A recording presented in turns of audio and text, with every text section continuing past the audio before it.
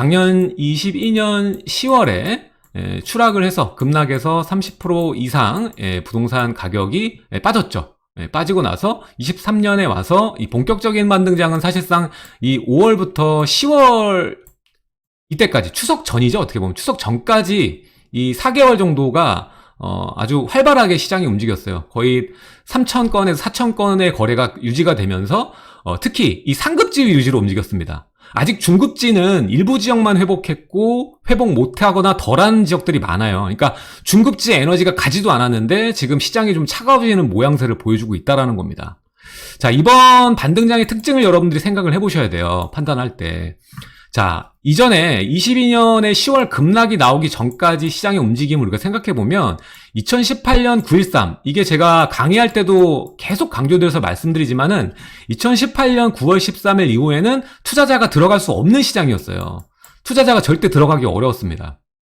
들어가 봐야 뭐 임대사업자도 거의 막았기 때문에 거의 뭐 지방부동산이나 공시가 1억 미만 이런 것들 그리고 빌라들 이런 것들만 좀 찾아서 거래를 하시고 매수하는, 그러니까 상대적으로 조금 작은 돈이 들어가는 투자처를 좋아하셨고 투자자들이 아파트를 사서 본격적으로 돌입하고 이런 장들이 아니었어요. 그래서 이게 19년, 20년, 21년 와서 21년에 거의 이제 피크가 왔죠. 온 다음에 22년에 그 낮은 거래량을 유지하다가 이제 급락이 나왔어요. 금리의 변동성이 워낙 컸죠. 금리가 뭐 한국은 7배, 미국은 10배가 올랐으니까요.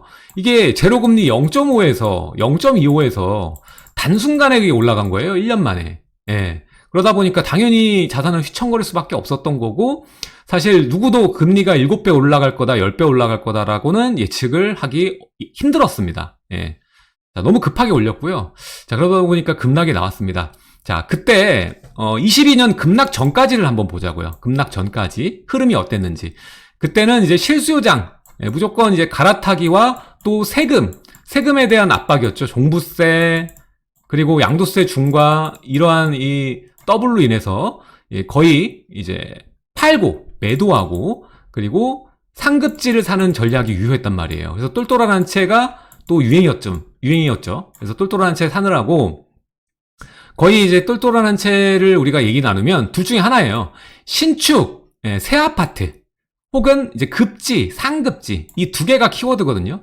근데 이제 실수요장 가면서 이 두 개가 사랑을 받았는데, 이 22년에 급락이 나오기 전까지는 사실 이제 급지보다 신축을 선호하는 수요자가 굉장히 많았어요. 그래서 서울이 아닌 수도권의 핵심 자리 같은 경우에 서울보다 더 비싼 아파트들이 탄생을 했는데 그 아파트들의 공통점이 다 신축이었습니다. 그리고 이번 반등장에서도 수도권에서 반등이 강하게 나왔던 지역들은 다 신축들 위주로 나오게 되었어요. 그래서 이번 18년부터 22년 급락 전까지는 실수요 장세가 신축이 급지보다는 더 많은 에너지를 받았다. 왜냐하면 실제로 거주를 해야 되다 보니까 이게 좋은 입지는 알겠는데 30년, 25년 이렇게 된 아파트들은 굉장히 좀 불편하죠. 그리고 지금 세대에 오면서 아파트들의 여러 강점들이 있지만 이 최근의 신축들 같은 경우에는 이 커뮤니티가 너무나 눈부시게 발전했어요. 그래서 단지에 뭐 수영장이나 아니면 사우나 시설, 그리고 체육 시설 이런 것들이 다 들어가다 보니까 굳이 외부에 있는 시설을 이용하지 않더라도 굉장히 그 아파트 단지 내 세대원들끼리 커뮤니티를 활용해서 서로 돈독하게 지낼 수도 있고, 그리고 학교도 거의 품었거나 가까운 이 신축들이 많다 보니까 이것을 중심으로 발전을 해서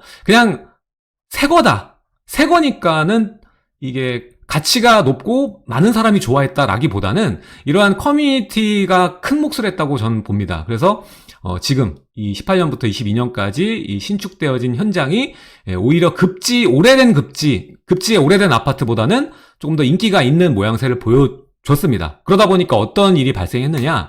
자, 이거로 인해서 가격 왜곡이 발생돼요. 어제 라이브 때도 우리 솔로몬 소장이 얘기를 했다시피 가격 왜곡이 발생이 돼서 급지가 떨어지는데 신축이 더 비싼, 더 반등이 된 상황, 이런 것들이 아직까지도 있어요.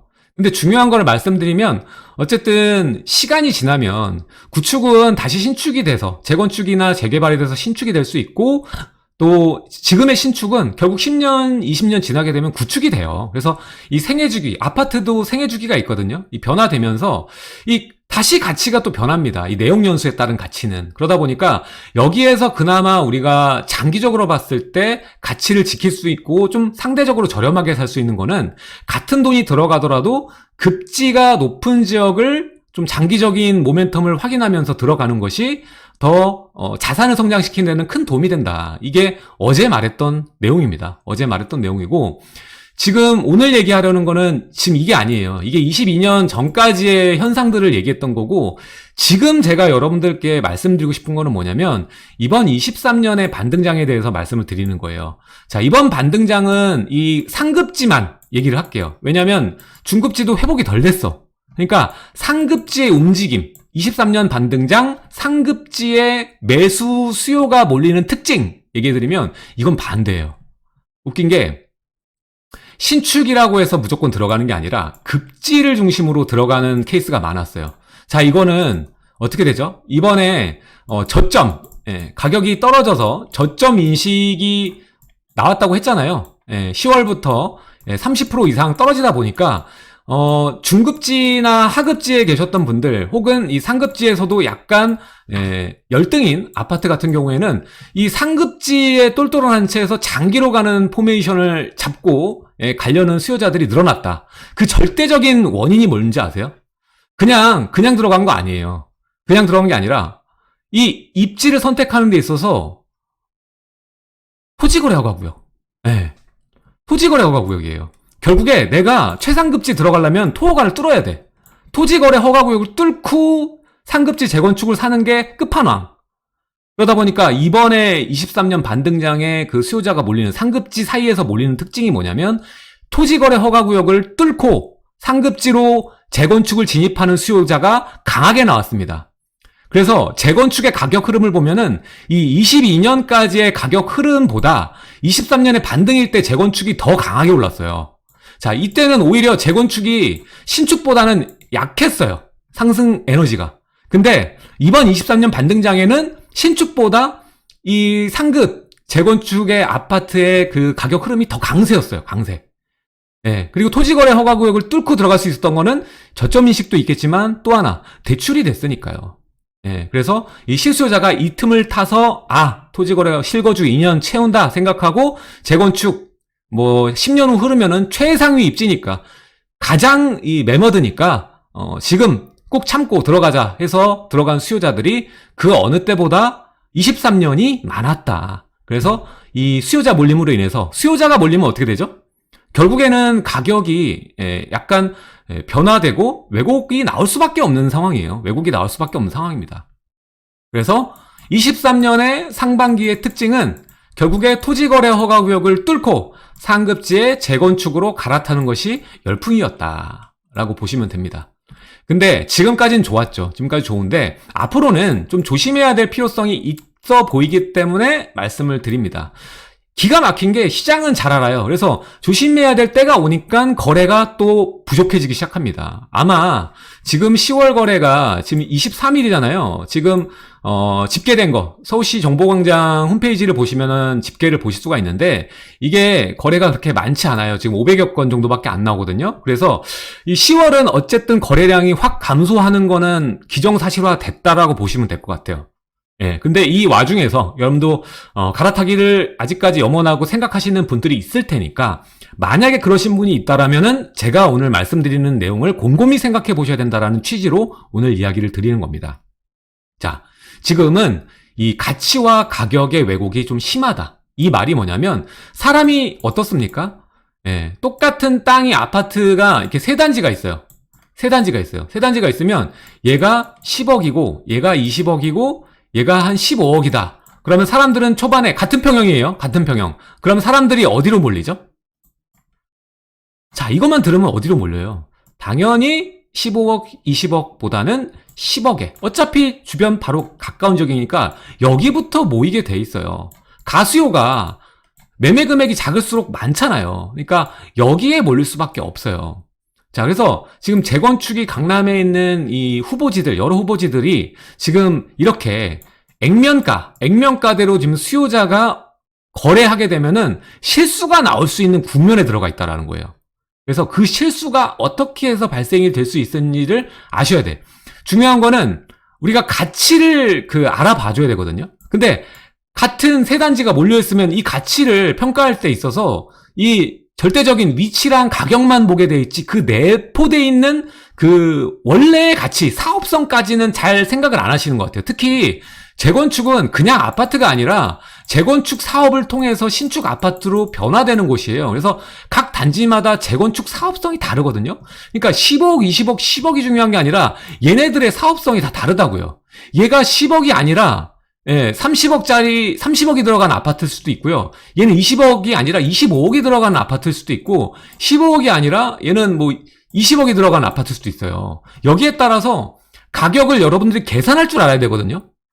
근데 이게 지금 그런 습관을 들이고 공부를 하고 열심히 내공이 쌓이신 분들이야 이렇게 생각을 하겠지만 그렇게 하지 못하시는 분들이 많기 때문에 제가 그런 얘기를 좀 드리고 싶은 거예요. 이걸 어떻게 봐야 되는지.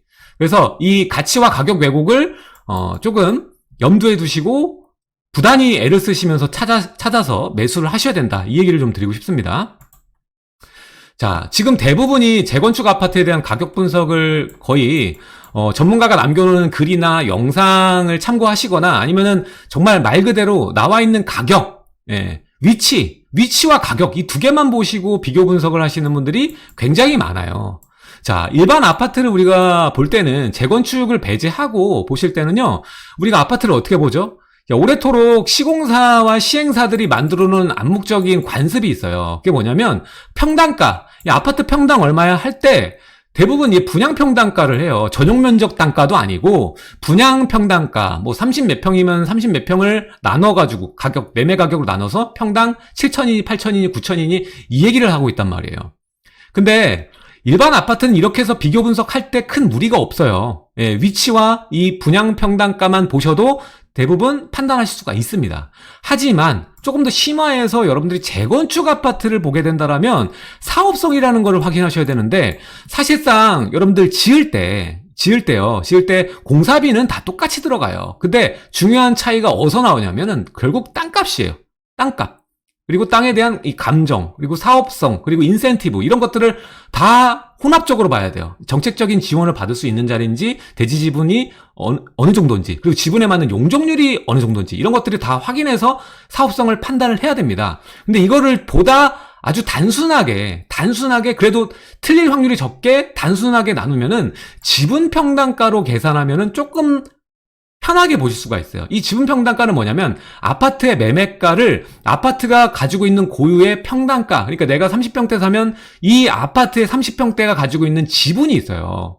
이게 단지마다 달라요. 어떤 단지는 거의 대부분 30평대는 15평 기준 내외인데 어떤 단지는 10평인 데도 있고요. 어떤 데는 20평이 되는 데도 있고 다 다릅니다. 그러다 보니까 재건축 아파트를 보실 때는 지분당 평당가가 어느 정도를 대략적으로 본다면은 아까 말씀드렸던 이 가격 왜곡에서 여러분들이 손해를 보거나 조금 잘 생각하고 살 거리라는 후회는 안 하실 수 있다라는 거예요. 그래서 이 예를 제가 보여드릴 건데 이런 재건축을 분양 평당가로 비교하면은 이게 큰 왜곡이 생긴다. 말씀드리는 게 아까도 말씀드렸잖아요. A, B, C 단지가 붙어 있는데 갑자기 얘가 10억이라서 사면 싸게 샀다고 판단하고 이제 싸게 여기 들어갔다 생각했는데 사실상 사업성으로 따지면 비싸게 산 결과, 이 세 단지 중에서 가장 비싸게 산 결과가 만들어질 수 있다는 거예요. 그래서 그 결과를 최대한 실수하지 않기 위해서 오늘 얘기를 드리려고 하는 거예요. 자, 지금 예를 들기 쉬운 단지 중 하나가 이 압구정이에요. 압구정. 그래서 압구정에 대한 제가 오프라인 강의 때는 이미 8월 달에 말씀을 드렸어요. 8월 달에. 8월 달에 이 재건축 보실 때 어떻게 보셔야 되는지 좀 얘기를 드렸어요. 근데 이 자료는 지금 현재 저번 주 가격을 놨기 때문에 거의 큰 차이가 없다고 보시면 될 것 같아요. 일단 개요부터 살펴볼게요. 자, 압구정 미성 1, 2차 이게 서로 분쟁이 많았었죠. 왜? 용적률이 차이가 엄청 나니까. 그랬는데 지금 현재 여기서 이 미성에서 제일 싼 매물을 보면요 29억 정도예요. 원래 이게 반등 전에 최저가가 이제 22억이었다가 이게 호가가 32억까지 올라갑니다. 이때만 하도록 계좌를 안 줬어요. 계좌를 안 줘가지고 이 가격까지 올라간 거거든요. 근데 최근에 이제 10월 오면서 다시 가격이 이 정도까지 빠지는 모양새를 보여주고 있습니다. 자, 이때 29억 이거를 지분당 평당가로 우리가 계산을 해보자고요. 자, 보시면 여기도 이제 30평대인데 아까 말했던 이 11평 정도의 대지 지분을 가지고 있어요. 예. 2차 28동. 28동 찾으면 되죠? 28동이 11평이 좀 안 되는 지분을 가지고 있습니다. 그래서 계산을 해보면요. 지분 단가가 평당 2억 6천여 정도 가격이라고 보시면 돼요. 2억 6천.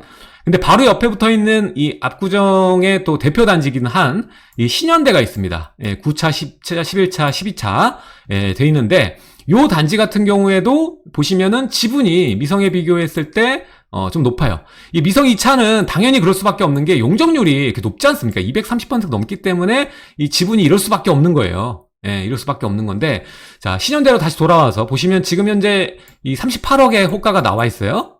얘 같은 경우에 지금 116동 찾아볼게요. 116동 찾으면 이렇게 나와요. 116동. 대지 지분이 18평이 조금 넘는 평형대를 가지고 있죠. 지분이. 그럼 지분 단가를 계산하면은 평당 2억 900 정도 가격이에요. 그럼 두 개 비교했을 때 거의 6천만 원 정도 차이가 납니다. 지분당 6천만 원 차이예요. 그럼 지분이 얘는 18평이고 얘는 11평이라는 소리예요. 그럼 이 중에서 여러분들 액면가로 여러분들 압구정에 어떻게든 진입하고자 하면은 그냥 살펴보면은 이게 최저가다라고 생각하시거든요. 29억에 내가 압구정 들어갈 수 있다. 이렇게 생각하는데 사업성이랑 지분 가치랑 다 따지면은 사실 미성 2차보다 얘가 더 싼 거예요. 신현대가. 그리고 신현대는 단지 규모도 크고 또 위치적으로 봤을 때도 역세권이면서 규모도 좀 크죠. 그러다 보니까 지금 우리의 상식적인 선에서 이러한 그 생각 없이 살펴보면은 딱 착오하기 좋다. 실수하기 좋다라는 겁니다. 그래서 이 단지를 내가 싸게 사는지 비싸게 사는지 평가하는 그 근거와 기준 아주 단순하게라도 좀 알고 있어야 된다라는 얘기를 해두고 싶어요. 왜? 지금 토지거래 허가제로를 뿔 뚫고 너도 없이 나도 없이 똘똘한 채 10년 20년 뒤에 그 재건축돼서 서울의 최상급지를 갖고 싶은 그 마음으로 대동단결해가지고 이 가격만 보고 단순히 가격 보고 접근하시는 분들이 굉장히 많다. 이거 실제로 이렇게 물어보시는 분들이 많아서 제가 이걸 말씀을 드리는 거예요. 그렇게 하시기보다 사실상 더 싼 거는 2단지예요. 라고 얘기를 드린 거예요. 이것만 보셔도 가격 왜곡이 왜 오늘 주제인지 아시게 될 겁니다. 오늘은 압구정을 제가 대표로 얘기했지만 이거 말고도 여의도 단지도 마찬가지고요. 다른 단지들도 이러한 케이스가 굉장히 많아요. 그래서 뭐 분당도 앞으로 재건축이 진행이 될 거지 않습니까? 그래서 이런 지역들도 여러분들 자세히 살펴보고 지분 단가가 어느 정도인지 확인하셔야 돼요. 특히나 조심해야 될 거는 주공 아파트 같은 경우에는 평균 대지 지분이 거의 10평 내외예요. 그런 단지들은 앞으로 재건축이 진행된다고 했을 때도 여러분들 추가 분담금이 많이 들어가고 지금 단가, 매매가가 싸다고 해서 싼 게 아닙니다. 들어갈 비용들이 많다는 거예요. 결국 미성 2차도 얘보다는 추가 분담금 자체가 굉장히 많이 발생할 수 있을 거라는 얘기를 드리고 있는 거예요. 그래서 전체적인 그 그림을 봐야지 단순하게 매매 금액만 보시면 이 단지에 대해서 고평가다 저평가다 평가하기가 쉽지 않다. 그 얘기를 드리고 싶은 겁니다. 자, 그렇다면 지금 어떻게 하는 게 좋을까? 갈아타기나 이 무주택이라면은 제가 추천드리는 거는 이 총선입니다. 총선. 이 정부에서는 집값이 총선 전에 오르면 좋아요, 안 좋아요? 정치적으로도 데미지란 말이에요. 그래서 어떻게든 누를 거란 말이죠. 총선 전까지. 누르다가 총선 전에 직전 되면은 또 띄우기가 들어갈 겁니다. 여러 가지 호재들이 발생할 거예요. 그래서 지금 갈아타기 하시거나 무주택이면은 지금 가격 말고 조정됐을 때 조금이라도 저렴하게 들어가는 게 상책이다. 무조건 투자는 이렇게 하셔야 돼요. 작은 걸 사놓고 나중에 큰 곳으로 바꾸면 돈이 덜 들어가요. 그냥 한 번에 살려고 하면 문제가 생기는 거야. 한 번에 살려면 못 사요. 상급지는 못 사. 상급지를 가는 유일한 방법은 작은 거를 사서 나중에 큰 걸로 바꾸는 거예요. 정리해서 말씀드리면 지금 20평을 사서 차후 대형으로 바꿔라. 그리고 재개발, 재건축 제일 싼 걸 사서 이거 아직 진행 안 된 거, 뭐 25년 된 거, 아직 5년 남은 거 이런 거 재개발, 지금 뭐 조합 설립 아직 안 된 거 이런 거 사요. 자, 재개발도요, 여러분들, 처음에 동의 필수 요건이 67%거든요? 서울에 이거 되는 현장 빌라촌 중에서 10%밖에 안 돼요. 이거 찾는 거 어렵지 않아요, 여러분들. 어렵지 않아요. 그 중에서 좀 좋은 거 찾으면 돼. 그래서 제일 싼 걸로 찾아요. 찾아서 차후 아파트로 큰 걸로 바꾸는 거예요. 아파트가 될 때까지. 자, 지금 상황에서는 무조건 갈아타기보다는 갈아타기를 좀 잊어버리셨으면 좋겠어요. 목표랑 자금을 한 단계 내리세요. 그리고 실행을 하셔야 됩니다. 고평가가 아닌 저평가를 사셔야 돼요. 지금은 저평가된 거 찾으세요. 오르고 떨어지는 거 관심 끊으세요. 오르고 떨어지고 누가 맞춰요? 아무도 못 맞춥니다. 지금 이게 싼 건가 비싼 건가? 이거 사려고 하는데 싼 건가요? 비싼 건가요? 이거 사도 되나요? 안 되나요? 이게 중요한 거예요. 무조건 땅의 가치를 중요시하세요. 땅의 가치를 중시하시고 재건축, 재개발, 예, 투자자라면 여기에 집중해야죠. 그럼 땅의 가치가 중요한 거예요. 잠재 가치. 예, 지금은 15층 아파트지만 나중에 35층 될 아파트. 예, 땅의 용적률 상향될 곳. 예, 이런 것들. 가격으로 나중에 바꿀 수가 있습니다. 그래서 지금 제일 싼 잠재력이 높은 땅을 찾아서 시간을 녹여서 이 시간을 돈으로 바꾸세요. 네. 그래서 단순히 싼 것만 찾아서 하급지 아파트, 뭐 지방 아파트, 뭐 무갭, 천투자 이런 거 하지 마시고요. 돈이 적을수록 아파트라는 것만 버리면 돼요. 종목을 바꿔서 상급지의 땅을 5평 살 거지만 1평이든 2평이든 상급지로 사라. 이 얘기를 드리고 싶습니다. 그래서 결론적으로 투자를 한다면 미래 가치가 큰데 지금 싼 곳, 예, 지금 이 상태에서 지금 여기에서 봤을 때 이 시각에 이 사이클 시각에서 봤을 때 싼 부동산 다음 사이클엔 비싸질 거, 예, 시간만 보내면 돼요. 예, 원래는 재개발이 안 되는 곳이 되는 곳, 재건축이 원래는 안 되는 곳이 되는 곳, 이렇게 안 되던 데가 되면 어떻게 돼요? 가치 변동이 크잖아요. 밖에 가치 변동이 거대하잖아. 그럼 이게 큰 게 그대로 수익으로 바뀔 수가 있어요. 그래서 이런 곳은 어디다? 지금 답은 나와 있어요. 일기 신도시. 재건축 가잖아. 원래 리모델링 하다가 지금 일기 신도시 분당만 가더라도 다 플랜카드 붙어 있어요. 플랜카드 다 붙어 있어. 재건축 준비위원회 모집 중. 다 붙어 있습니다. 이거 나중에 한 10년, 20년 뒤면 이불킥해요, 여러분들. 그때 내가 왜 안 했지 하면서. 그리고 두 번째, 서울은 이제 모아타운. 이건 똥인지 된장인지 아직은 모르죠. 입주된 게 없으니까. 하지만 이것도 각광받을 거예요. 왜냐면 67% 노후도 갖춘 데가 10%밖에 안 돼서 지금 재개발 못해요. 그리고 두 번째는 모아타운과 비슷한데 역세권 시프트. 이것도 노후도 낮춘 개발 형식이에요. 이것들이 차후에 높은 가격으로 가치가 발현이 되면서 여러분들 수익으로 채워질 부동산들이다.